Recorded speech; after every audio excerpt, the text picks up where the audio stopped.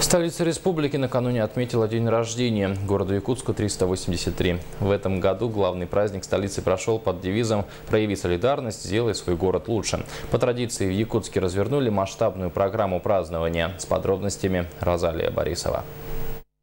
2 дня Якутск праздновал день рождения. В честь 383-летия открыли социальный объект, установили первые сваи жилых домов, прошли благотворительные мероприятия. В канун праздника в комплексе Чачур-Муран прошел благотворительный день варенья. На празднике присутствующих угостили пирогами, тортом и самыми разными сортами варенья. Все вырученные средства направили в фонд Харысхал.